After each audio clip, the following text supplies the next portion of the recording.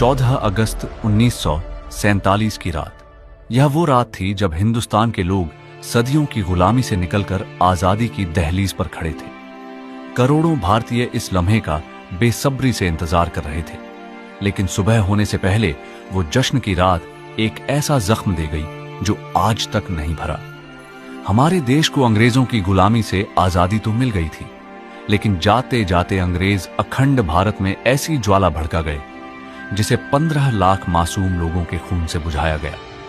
अंग्रेजों ने अखंड भारत को 2 टुकड़ों में बांट दिया, भारत और पाकिस्तान। जहां एक तरफ भारत में आजादी का जश्न मनाया जा रहा था, वहीं दूसरी तरफ खून की नदियां बह रही थीं। लाखों लोग अपने घर, अपनी जमीन और अपनों को छोड़कर भाग रहे थे। दोस्तों, आज के इस वीडियो में हम आपको भारत के इतिहास में 77 साल पीछे ले जाएंगे और आजाद भारत की कुछ ऐसी तस्वीरें दिखाएंगे जिन्हें देख आपके रोंगटे खड़े हो जाएंगे और आपकी आंखों में आंसू आ जाएंगे। लेकिन आगे बढ़ने से पहले हमारी एक छोटी सी रिक्वेस्ट है कि हर भारतीय और पाकिस्तानी इस वीडियो को पूरा जरूर देखें। अखंड भारत, जहां हर धर्म के लोग एक साथ मिलकर खुशी से रहा करते थे, जहां सन 1857 में आजादी की लड़ाई हिंदू और मुस्लिम दोनों धर्म के क्रांतिकारी लोग एक साथ मिलकर लड़ रहे थे। लेकिन अंग्रेजों की नीति थी डिवाइड एंड रूल, यानी फूट डालो और राज करो। हिंदू और मुस्लिम जो सदियों से साथ रहते थे, अंग्रेजों ने उनके बीच फूट डालने की कोशिश शुरू कर दी। जैसे हिंदुओं और मुस्लिमों को अलग अलग नौकरियां दी, उनके लिए अलग अलग स्कूल बनाए और धार्मिक मुद्दों को हवा दी। अंग्रेजों ने छोटी छोटी बातों को बढ़ा चढ़ाकर दोनों समुदायों में नफरत का बीज बो दिया था। वो हिंदुओं और मुस्लिमों को एक दूसरे के खिलाफ भड़काते रहे। धीरे धीरे यह नफरत इतनी गहरी हो गई कि बात बंटवारे तक पहुंच गई। लेकिन हैरानी की बात यह थी कि हिंदुस्तान के 2 टुकड़े करने की जिम्मेदारी सिरिल रेडक्लिफ नाम के जिस ब्रिटिश जज को दी गई थी, भारत में रहना तो दूर, उसने कभी भारत का दौरा तक नहीं किया था। उन्हें सिर्फ 6 हफ्तों में यह तय करना था कि कौन सी जमीन भारत की होगी और कौन सी पाकिस्तान की। रेडक्लिफ ने नक्शे पर ऐसी लकीरें खींची थी जिसने पंजाब और बंगाल को 2 हिस्सों में बांट दिया।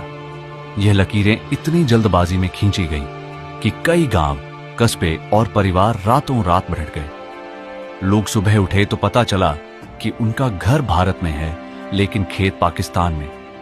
जिन जगहों पर लोग पीढ़ियों से साथ रह रहे थे, एक ही दिन में वह हिंदुस्तानी से पाकिस्तानी बना दिए गए।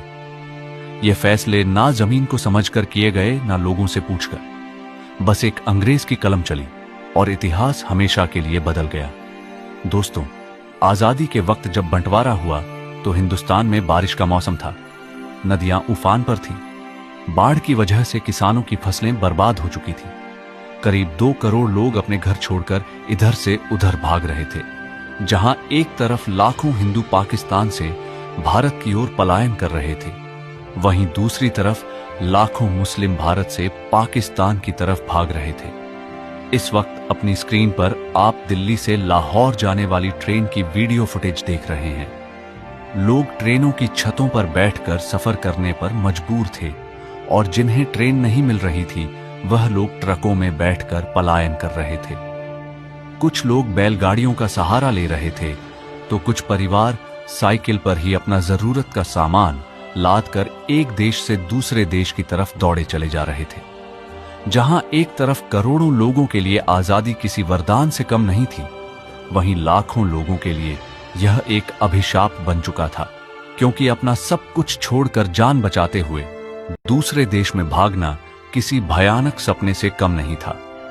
हालांकि बंटवारे की यह दास्तान तो आजादी से कई साल पहले ही लिखी जा चुकी थी, क्योंकि अंग्रेजों ने देशवासियों में धर्म को लेकर ऐसा जहर भर दिया था जिससे कई पॉलिटिकल लीडर्स ने तो धर्म के नाम पर ही अपनी पार्टीज बना ली थी। जैसे कि मुस्लिम लीग के चीफ मोहम्मद अली जिन्ना ने आजादी से कई साल पहले ही यह जिद पकड़ ली थी कि हिंदुस्तान में रहने वाले मुस्लिमों को एक अलग मुल्क दिया जाए, और उनकी इस जिद ने हिंदुस्तान के भाईचारे और संस्कृति को ऐसी गहरी चोट पहुंचाई जिसके निशान आज भी देखने को मिलते हैं।